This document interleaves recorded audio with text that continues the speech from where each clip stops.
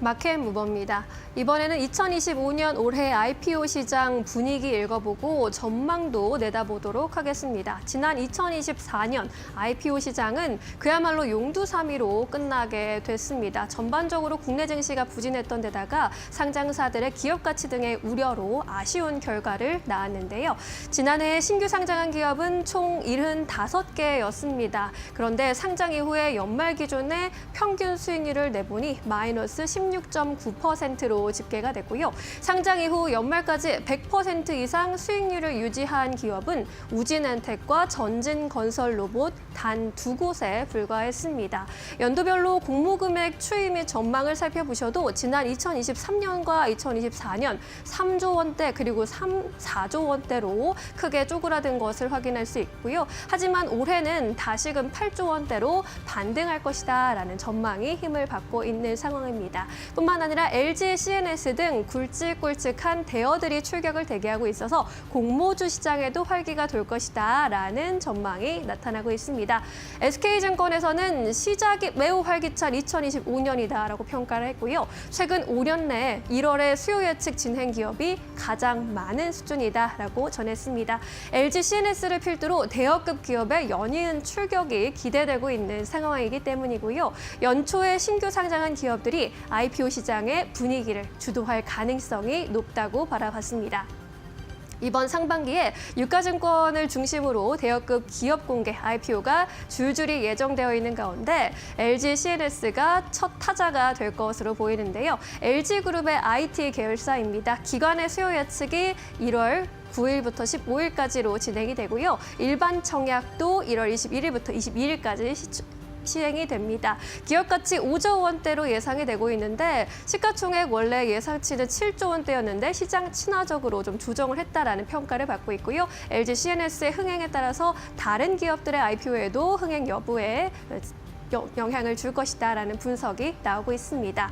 롯데 글로벌 로지스의 경우에는 12월 27일 코스피 상장 예비 심사를 통과했고요. 롯데그룹의 물류 계열사로 업계 2위 기업입니다. 현재 업계 1위는 CJ 대한통운이고요. 기업 가치 1조 9천억 원으로 또 평가를 받고 있는 상황입니다. DN솔루션즈의 경우에는 국내 1위, 글로벌 3위 공작기계 제조 기업으로 기업 가치 5에서 6조 원대로 평가받을 것으로 보이고요. 예상 공모 규모 1조 원대로 또 잡히고 있는 상황입니다. 하지만 상장 직후에 전문 투자자 중심의 유통 물량 비중은 눈여겨봐야 할 포인트다라는 이야기 나오고 있고요. 상장 첫날의 수익률이 가장 높게 나타났던 SK증권에서는 2024년을 꼭 기억해보자라는 이야기 나타나고 있습니다. 연초를 중심으로 국내 증시에도 회복 조짐이 나타나고 있는데요. 지난 하반기부터 조금 주춤했었던 IPO 시장에도 다시금 활기가 찾아올 수 있기를 기대해 보겠습니다. 마켓무버 전해드렸습니다. 네, 이어서 오늘 시장에서 움직이는 기업들 만나보도록 하겠습니다. 박근호 이사님께서 오늘 아주 중요한 기업을 가지고 오셨습니다. 오스코텍인데요. 유한양행과 함께 움직이고 있고 오늘 장중에는 26,000대를 터치를 하기도 했고 이 종목 오늘 현재 구간에서도 5% 넘게 상승세 나타내고 있습니다. 이 기업 어떻게 보실까요? 네, 앞선 코너에서도 이 부분에 대해서 좀 다룬 걸로 좀 알고 있는데 네.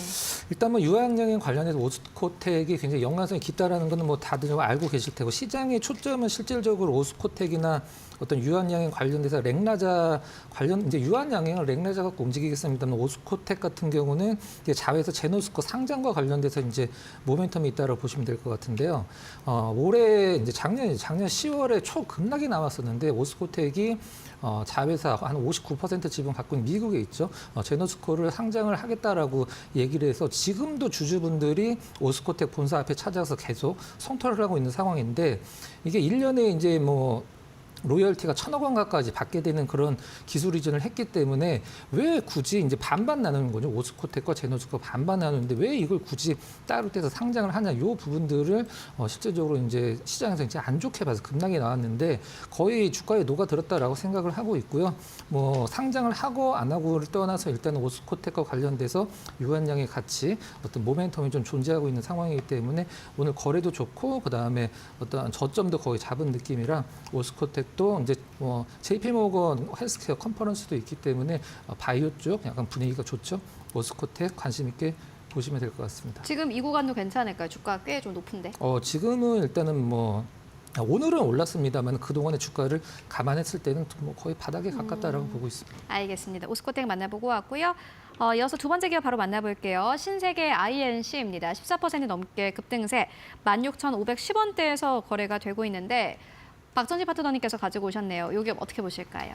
네, 이제 도널드 트럼프 당선인의 집권일이 이제 다가오고 있습니다. 이제 그렇다 보니까 또 이제 인맥 관련주들이 또 움직이면서 오늘 이 신세계 INC가 또 급등력이 나왔기 때문에 제가 지난번에 이제 언급을 드렸던 이제 신세계 인터내셔널도 한번 여러분들이 관심을 좀 가져봐야 될 것 같아서 다시 한번 이제 언급을 드리고 있고요. 일단 뭐 해외 유명 패션 브랜드를 국내 직수입해서 유통을 시키고 있는 회사이고 또 여성복 캐주얼 브랜드, 라이프스타일 브랜드를 이제 기획 생산 유통을 통해서 국내 또는 이제 해외에 판매를 하고 있는 그런 업체입니다. 그리고 2023년부터 이제 미국 측에 이제 법인까지 이제 설립을 해서 이제 북미 시장 공략을 좀 가속화하는데 올 4분기부터 이제 코스메틱 부분, 화장품 부분 쪽에서 이제 가시적인 성과가 나올 수 있는 여력이 존재해서 아무래도 이제 신세계 INC와 같이 동반 상승력이 나타날 수 있는 여력이 존재하지 않을까라고 생각을 하고 있고 최근 좀 이제 고환율 시대다 보니까 아무래도 이제 신세계 인터내셔널의 실적도 살짝 기대를 해볼 수 있을 것 같아요. 그래서 전년 동기 대비 이제 2025년에는 실적이 다소 조금 증가되는 그런 가능성도 나올 걸로 보여지고 있고 또 본연의 순자산 가치 대비 이제 시가총액이 상당히 좀 낮은 수준에 놓여져 있기 때문에 여기서 이제 큰 폭의 주가의 하락도 나타나지 않을 것으로 일단 보여집니다. 그래서 이제 지난번에 이제 언급되었던 가격대가 한 1,800원 정도 라인인데 오늘 다시 좀 눌렸다가 이제 그 부분까지 거의 다 지금 올라온 상황이에요. 그래서 지금 신세계 인터내셔널을 말씀하시는 거죠? 네, 신세계 인터내셔널. 네. 네. 그래서 지금 현재 거의 그 부분까지 올라왔기 때문에 이 부분부터 여러분들이 아직까지 좀 관심을 못 가지신 분들은 매수 접근을 해도 될 것 같고 기존에 보유하신 분들은 그대로 이제 홀딩하시면서 끌고 가시면 될 것 같고요. 일단 뭐 단기적인 저항 라인은 이제 11,500원, 600원 정도 라인이 될 것 같습니다. 그래서 1차적으로 한 이 정도 가격대까지 한번 바라보시고 시세가 조금 더 강하게 돌파가 된다면 12,500원 정도 자리까지 보시면 좋을 것 같습니다. 신세계 인터내셔널에 대한 투자 의견 듣고 왔습니다. 앞서서 신세계 인터내셔널에 대한 투자 의견을 또 전해주신 바 있어요. 네. 그때 저희 또 마켓무버에서 트럼프 취임식 관련주 어떤 거 보면 좋겠느냐라는 질문 드렸을 때 신세계 인터내셔널 이야기를 해주셨고 앞으로의 주가 흐름을 좀 기대해 볼 만하다. 신세계 INC에 뒤이어서 올라갈 기업이다라는 의견 듣고 왔습니다. 이어서 세 번째 기업 만나볼게요. SKC입니다. 오늘 SKC의 주가 흐름도 꽤나 좋습니다. 13% 넘게 급등세. 기판 쪽은 좀 계속해서 볼 필요가 있겠다라는 생각이 드는데 박근호 이사님 어떻게 보십니까? 네. CES에서 이제 유리기판 쪽도 많이 부각이 되고 있기 때문에 이쪽 섹터도 최근에 주가는 괜찮은데요. SKC를 한마디로 표현해 드리면은 본업은 굉장히 좀 부진합니다. 본업은 부진한데 유리기판에 관련돼서 이제 시장에서 성장성이 부각되고 있는 기대감이 많이 지금 쌓여 있는 상황인데 그럼 본업이 무엇이냐? 본업은 이제 화학이랑 2차 전지 동박이죠. 두 개 다 안 좋습니다. 지금 실질적으로 본업이 부진하기 때문에 작년, 재작년 2년 연속 지금 적자를 내고 있는 상황인데 일단 SKC 같은 경우는 일단 그 미국 조지아주에 있는 유리기판 공장 세계 최초로 이제 미국의 어플라이드 머티리얼즈는 6대4로 지분을 좀 갖고 있죠. 이게 이제 완공이 돼서 이제 내년에 올해 하반기나 내년쯤에 이제 그 상용화가 된다라고 했을 때 시장에서 돈을 얼마나 벌 것이냐, 영업이익이 얼마나 나올 것이냐를 두고 굉장히 좀 의견이 분분한데 아직까지는 이제 가장 중요한 게 이제 실리콘 기판 대비해서 유리 기판의 가격이 얼마나 몇 배나 높냐라는 게 중요한데 아직 시장에 이게 상용화가 안 됐기 때문에 그 부분에 대해서는 조금 뒤에 좀 나눠야 될 것 같고요. 일단 공장을 지어놨으면은 물건을 팔아야 되겠죠. 이 부분과 관련돼서는 실질적으로 이제 뭐 브로드컴이라든가 AMD나 아마존 이런 고객사들이 미리 어떤 그 부킹이 돼 있는 상황이기 때문에 공장이 돌아간다라고 하면 영업이익이 좀 회복을 좀 기대할 수 있을 것 같습니다. 그러나 지금 제가 봤을 때는 본업, 화학이랑 그다음에 동박 쪽이 좀 올라오지 않는다라고 하면 지금 좀 약간 뭐 객관적으로 했을 때는 주가 상황이 좀 약간 부담스러운 것은 좀 약간 참고를 하셔야 될 것 같습니다.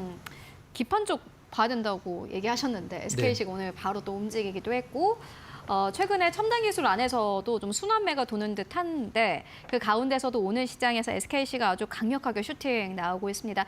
기판은 계속해서 봐야 할 이슈이고 업종이긴 하지만은 일단 SKC 지금 주가 수준은 약간 부담스럽다. 이렇게 정리해보고 가도록 하겠습니다.